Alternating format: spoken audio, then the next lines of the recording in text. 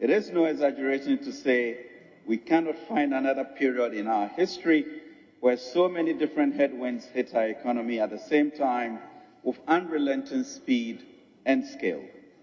Thankfully, as the members are beginning to show, and as many honorable members of the House have indicated to me in our engagements, we have together as a nation turned the corner. Turned the corner, Mr. Speaker. We have avoided the unimaginable, but what could have been so easily possible under different leadership circumstances. With a lot of effort, we have managed to avoid empty shop shelves for medicines and other essentials. We have seen no shortage of food. We have been spared the frustrating specter of long queues for fuel at our filling stations, and we have managed, in spite of all the challenges, to keep the lights on. Indeed, as the psalmist said in Psalm 118:23, this is the Lord's doing, and it is marvelous in our eyes. This turning the corner is underpinned by the investments and sacrifices we have collectively made during the difficult period since March 2020. Mr. Speaker, it is important that we acknowledge some of the major milestones that this country has experienced in the last 3 years. We should, quote, be still and appreciate that despite our challenges as a country, we have been saved from many extreme conditions that others have suffered, including peace, health, security, continuous supply of power, and life itself indeed. Over the period, the country has gone through extremely difficult circumstances, and the gratitude of His Excellency the President and his government goes to the good people of Ghana for their patience, understanding, and positive contributions to government efforts to weather the storms. During the COVID-19 period, we indeed lost family members and friends. But it's also true that Ghana recorded some of the lowest cases of mortality and infections worldwide. This was due to the implementation of a swift and robust COVID-19 response program led by His Excellency the President.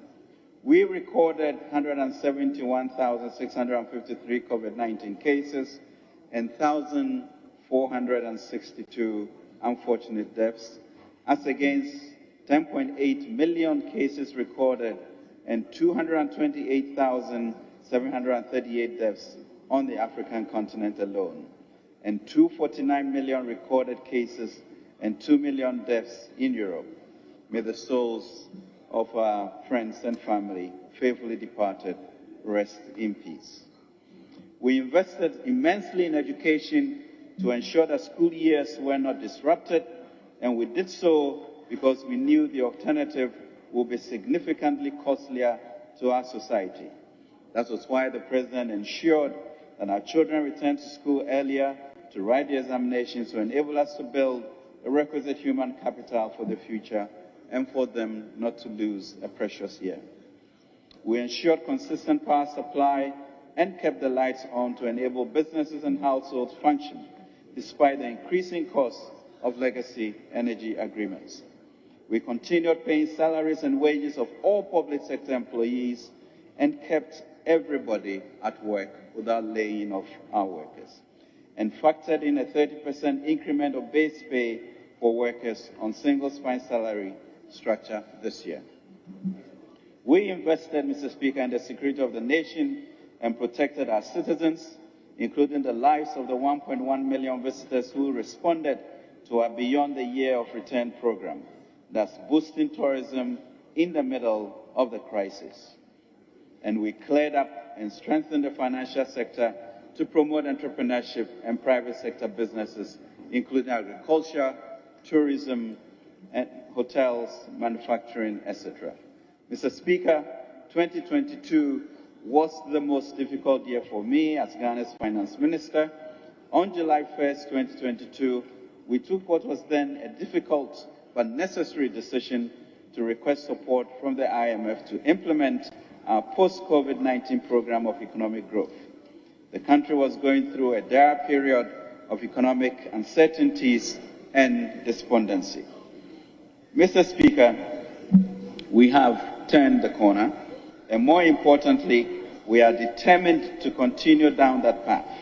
Soon, we expect the measures taken result in economic activity greater than anything experienced in the history of the Fourth Republic.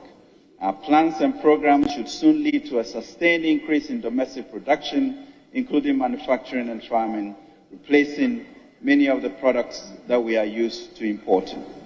Mr. Speaker, when I presented the 2023 budget in November last year, I indicated that we will pursue major fiscal and monetary policy measures within the framework of the PCPEG. Our coordinated response to the macro-fiscal challenges, which His Excellency the President charged us to develop in March 2022 before going to the IMF, that's the PCPEG. As a first step towards fulfilling this objective, Parliament passed the revenue and expenditure measures as well as several other macro-fiscal economic policies. Honourable Minister, just a minute, the First Deputy Speaker to take the chair.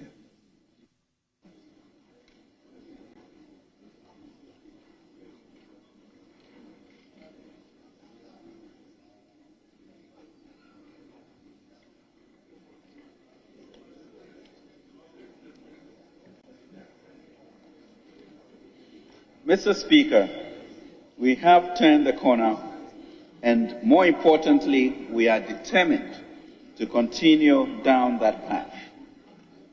Mr. Speaker, when I presented the 2023 budget in November last year, I indicated that we will pursue major fiscal and monetary policy measures within the framework of the PCPEG.